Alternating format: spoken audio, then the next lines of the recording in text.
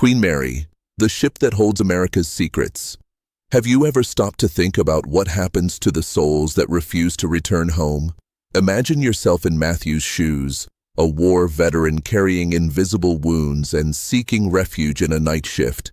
Everything seems normal until he begins to hear footsteps where no one is, see shadows that shouldn't be there, and feel an oppressive presence calling his name. Why do some stories haunt us even after we've read them? Why do certain places seem to retain memories so strong that they escape into the world of the living? The Queen Mary isn't just a ship hired in Long Beach. It's a living memorial to 800,000 soldiers who never returned home, to men like Harry, crushed by death's door itself, to Sarah, the nurse who continued saving lives even after dying, to Bobby, the engineer whose burned face mirrored the pain of all who carry inner fire. But the most terrifying thing isn't the ghosts, it's the family secrets they hold. Matthew would discover that his grandfather, who had been missing for decades, was also part of this dark history, and that each ghost he encounters has a specific message for him, one that could change his life forever. Could you ignore voices from the past that know your name? John, the veteran who has worked on the ship for 15 years, tries to warn Matthew. No one goes to Section B after midnight. But how can you resist curiosity when the voices whisper family secrets in the dark? This isn't just a ghost story. It's a journey about guilt, redemption, and the price we pay for surviving when others can't. It's about how the past can be more real than the present, and how some choices define us forever. Continue reading, because like Matthew, you too will discover that some secrets can't be ignored. They choose you. Queen Mary, the ship that holds America's secrets. Matthew opened his coat against the sea breeze as he walked toward the immense ship anchored in the harbor of Long Beach, California. At 32, he was an Afghanistan veteran who carried more inner scars than he let on. PTSD haunted him like an invisible shadow, and when his therapist suggested a simple night job to keep his mind occupied, Matthew saw the opportunity for a fresh start.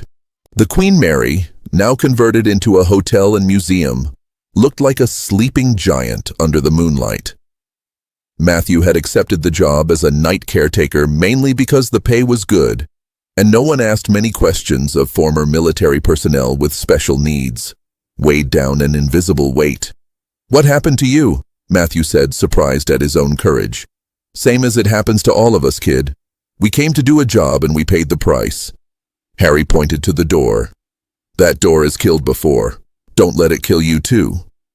Before Matthew could respond, Harry vanished, leaving only a hint in the air. "Remember, you must be Matthew," said a husky voice behind him. Matthew turned and saw an older man, maybe in his 60s, with tired eyes and weather-beaten hands. "I'm John. I've worked here for a good 15 years. John had the look of someone who'd seen things he'd rather forget. Matthew recognized that look immediately. It was the same one he saw in the mirror every morning. "Listen here, kid," John continued, lighting a cigarette. "In here, some areas are restricted, especially Section B near door 13. No one goes in there after midnight. Got it?" Matthew nodded, but his mind was already working double time. Restrictions always hid secrets, and secrets piqued his natural investigator's curiosity. Nighttime maintenance seemed uneventful at first. Matthew and John worked in the boiler room, checking equipment and electrical systems. But as the hours passed, Matthew began to sense a strange presence. It was as if someone was watching him from behind. "Do you feel that too?" Matthew asked John. "Feel what?" "Like we have company." John stopped his work and stared at Matthew. "Kid, everyone feels things the first night. It's normal. Just ignore it." But Matthew couldn't ignore it. His military training had sharpened his senses to detect threats, and something was definitely wrong. His gaze kept drifting to door number 13, as if drawn by an invisible force.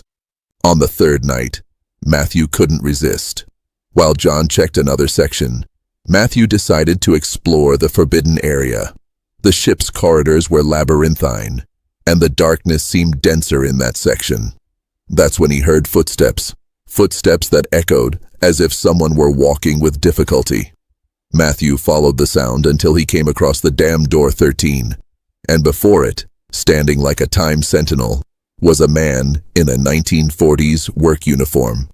"Harry," the man murmured, answering a question Matthew hadn't even asked. "You shouldn't be here." Matthew froze. The man looked real, but there was something terribly wrong with his appearance. His face was pale, almost translucent, and his hands trembled as if they were dead. That same week, Matthew found himself on the upper deck, trying to process what he had seen. The sea seemed endless under the starlight, and for a moment, he felt a peace he hadn't experienced in years. That's when he saw her. A young woman wearing a 1940s military nurse's uniform, sitting by the indoor pool. She looked sad, lost in thoughts no one could understand. "You're Nurse Sarah Chen, aren't you?" Matthew said, remembering an old photo he'd seen in the museum archive. She turned, surprised. "You know me?" I think so. You cared for the soldiers during the war." Sarah's voice was sad. "You did. But some of them, some simply sank, despite my care. There's a wire in the pool that keeps others from sinking too. Could you remove it?" Matthew looked into the pool and saw a thin wire floating on the surface. But before he could touch it, Sarah vanished, leaving only the echo of her crying. The following weeks brought more supernatural encounters. Matthew began to understand that each ghost had a story, an unfinished mission. It was in the boiler room that he encountered Chief Engineer Bobby Reed. Bobby appeared as a shadow among the machines, his face partially burned from an accident that had occurred decades before. He worked tirelessly, feeding the furnaces with non-existent coal. "Why do you keep going?" Matthew asked. "Someone has to keep the heart of the ship beating," Bobby replied. "As long as there's memory, there's mission." When Matthew tried to touch his shoulder, Bobby turned, revealing the horror of his burned face. "You carry fire inside you too, boy. But yours is different. It's the fire of guilt." Matthew recoiled, finally understanding. Bobby wasn't just a ghost, he was a mirror of his own pain. Confronting John about his experiences was inevitable. During a break in work, Matthew decided to be direct. "You see it too, don't you?" John paused, his expression hardening. "I don't know what you're talking about." "The ghosts? Harry, Sarah, Bobby? They're here." John sighed deeply, as if carrying a burden for decades. "My God, boy, you really saw them." "You saw it too, didn't you? That's why you warned me about door 13.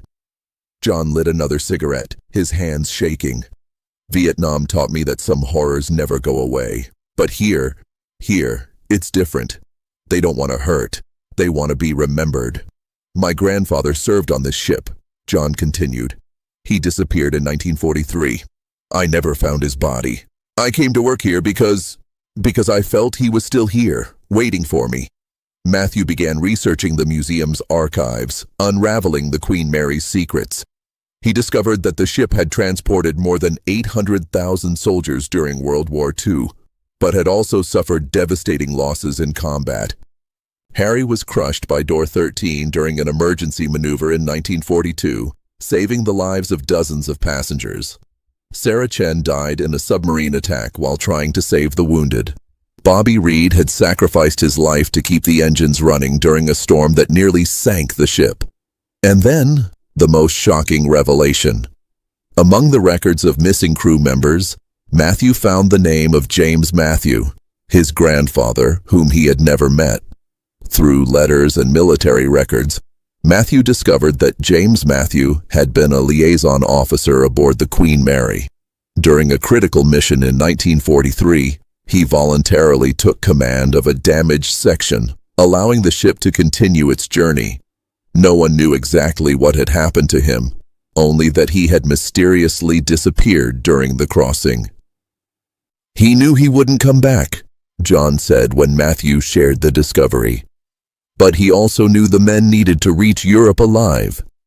That's why he's still here, waiting to make sure no one forgets the price of freedom.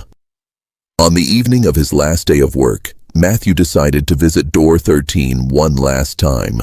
This time, he wasn't alone. John accompanied him, carrying an old photo of James Matthew. "He looks just like you," John commented. Suddenly, Harry appeared, but this time he wasn't alone. Sarah Chen and Bobby Reed were also present, forming a silent assembly of lost souls. "James Matthew," Harry began, "fulfilled his mission.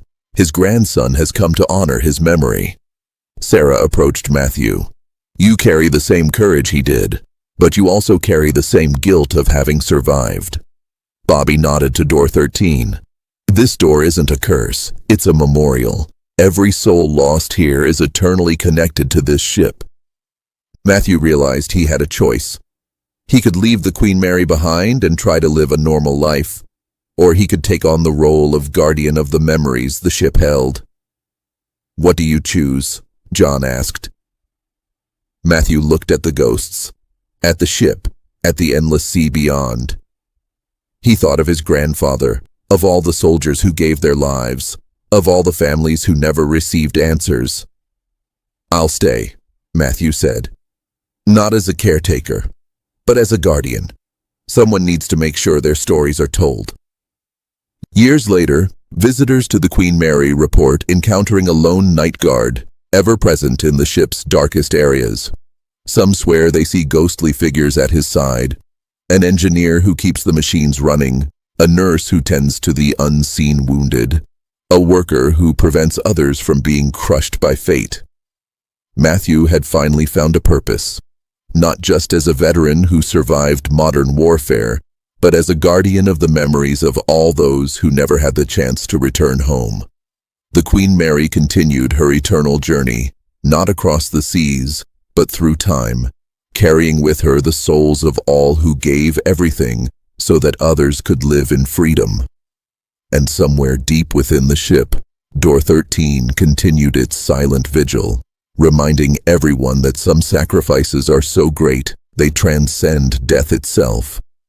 So, what would you do in the protagonist's shoes? If you discovered that your grandfather, missing for decades, was trying to communicate through ghosts, would you leave or stay to hear his story? Because here's the scariest truth of all. The Queen Mary isn't just a haunted ship, she's a mirror. And perhaps, right now, as you watch this video, you too are being gifted by someone who desperately needs to be remembered. Did you notice anything strange during this video? Any details that don't add up? Because some people swear that, in the museum archives, the protagonist's grandfather's name isn't James Matthew. It's James Sullivan. And then comes the burning question, is the protagonist real?